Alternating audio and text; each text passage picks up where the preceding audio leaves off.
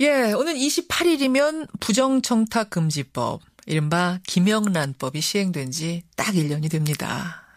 법안의 도입 과정부터 참 뜨거웠죠, 이 김영란법. 1년 지나면서도 우리 사회에 참 커다란 변화와 파장을 몰고 왔는데요. 정치권에서는 이 김영란법의 가액 상향선 3, 50, 3만 원, 5만 원, 10만 원 기준을 10, 15로 바꿔야 한다는 법안 비롯해서 여러 가지 개정안들이 올라가 있습니다. 그만큼 여전히 뜨거운 관심의 대상이란 얘기죠. 자, 그렇다면 이분은 지난 1년을 어떻게 소회하고 계실까요? 김영란 전 국민권익위원장, 지금은 서강대학교 법학전문대학원의 석좌 교수로 계세요. 직접 만나보겠습니다. 김영란 전 위원장님 안녕하세요. 예, 안녕하십니까. 오래간만입니다. 와, 정말 오래간만. 어떻게 지내고 계세요? 그냥 열심히 강의하고 있습니다.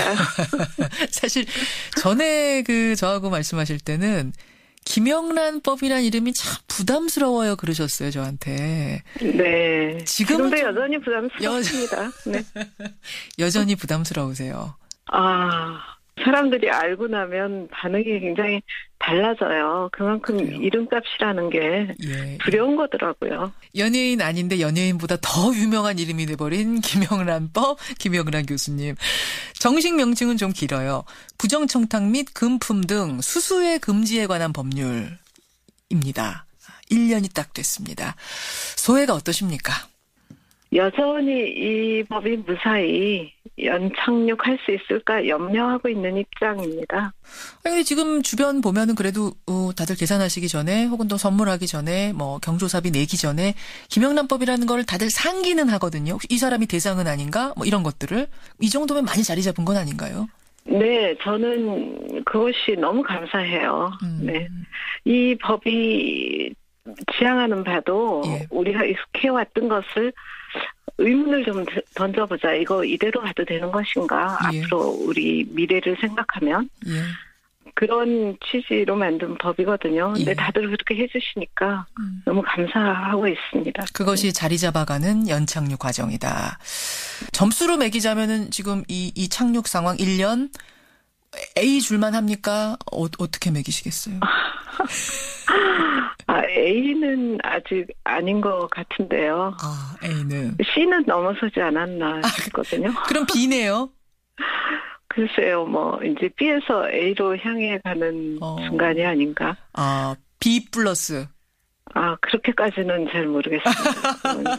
아주 신중하게 점수 매기세요, 지금 그러니까. 네, 왜냐면 제가 제 이름으로 불리는 법을 제가 점수 매긴다는 게 신중하지 않으면 정말 사람들이 받아들이기 어려울 것 같아요. 신중한 자세를 늘 가져야 될 것 같습니다, 저는. 네. A와 B 사이 정도로 지금 자리 잡아가고 있는 것 같다.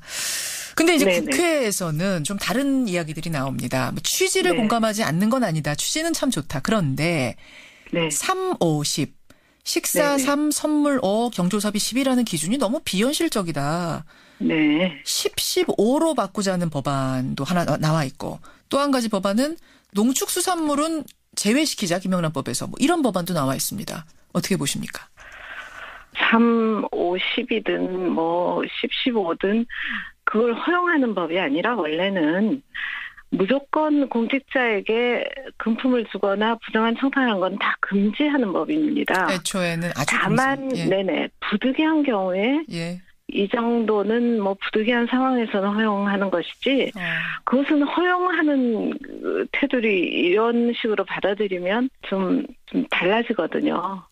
원래는 원칙적으로 전부 안 되는 것이지만 부득이한 상황에서 이 정도를 허용하는 것이니까 숫자가 중요하지 않다 저는 이렇게 생각을 일단 하고요. 정리를 해보자면 그러니까 애초에 하나도 안 받는 게 원칙인데 예외적으로 3, 50을 둔 거다. 이미 이 자체가 예외이기 때문에 이거를 더 올리기 위한 이 논의는 사실상은 이게 적합하지 않다 이런 말씀이신 거예요. 아니 신중하게 접근할 필요가 있다. 근데 정말 국민들이 다들 좀 완화해야지 이건 너무 어마하고 불편하다. 다들 그렇게 동의하신다면 제가 안 됩니다. 나서서 이렇게 할 생각은 없습니다. 그러니까 충분히 논의를 하자. 논의가 더 중요하다. 지금 국민들한테 공을 던지셨어요. 진짜 동의하십니까? 라고.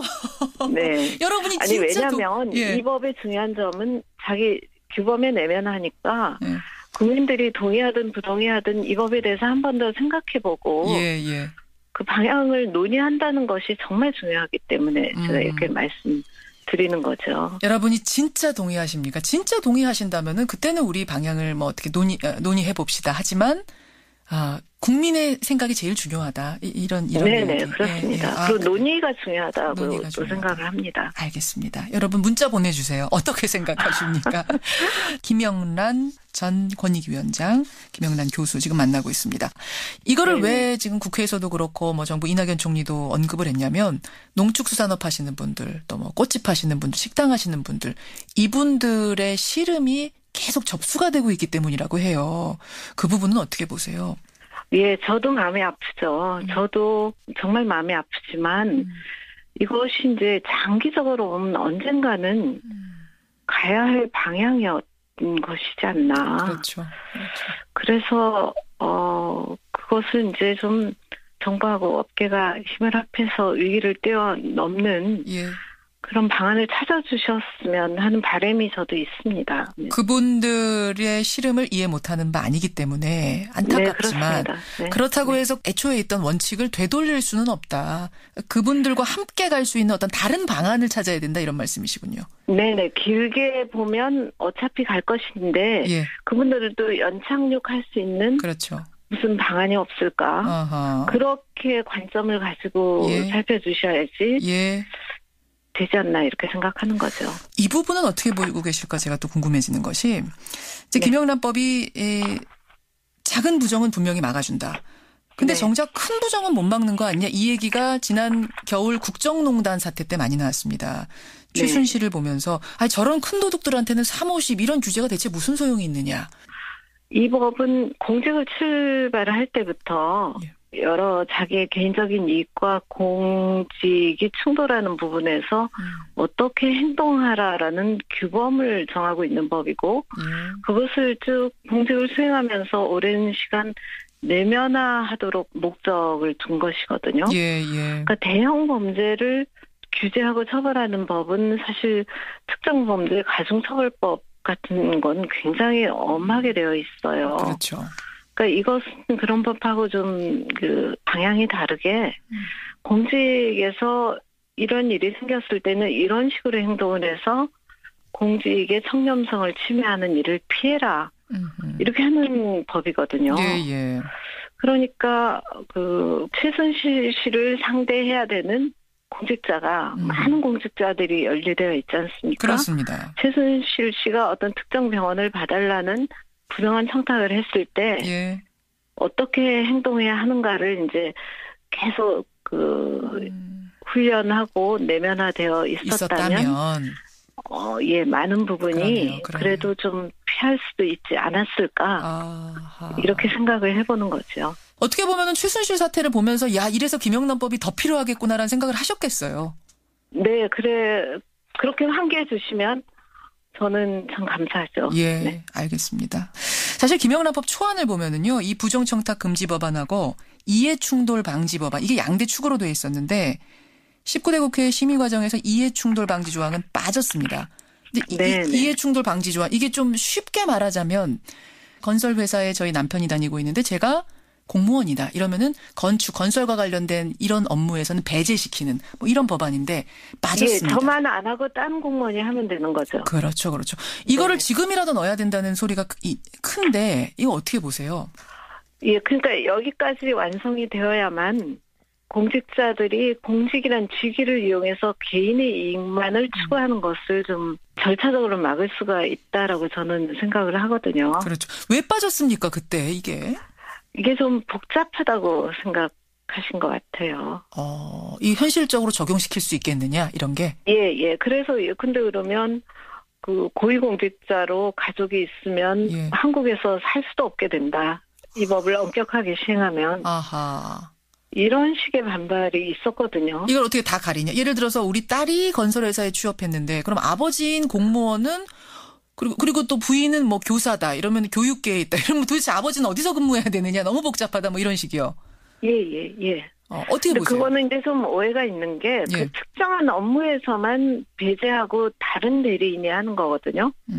그게 법원 같으면 예를 들어 판사 자녀들이 판사도 많이 하고 검사도 많이 하고 변호사도 많이 하는데 그렇죠. 제가 판사를 하고 있는데 제 법정에 제 아들이 변호사로 들어오면 그 사건 처리하지 말아야 된다는 거지만 아들이 변호사를 못하는 건 아니라는 거죠. 제 말은. 지금 법정에서 그런 경우가 있습니까? 있죠. 그러면 피하죠. 예. 그러니까 소송법에는 다 있습니다. 아하. 그래서 그거를 일반 행정부에도 넓히는 거니까 저는 큰 문제가 없을 거라고 생각을 했거든요. 예. 지금이라도 다시 넣어야 된다고 보시는 거군요. 그러니까. 네. 아마 권익위에서 추진하지 않을까 생각하고 있습니다. 예. 알겠습니다. 김영란 전 권익위원장 지금 만나고 있습니다. 자, 이제 추석을 눈앞에 두고 있습니다. 김영란법이 시행되고 처음 맞는 추석인데 끝으로 우리 청취자들께 한 말씀 해주실까요? 예.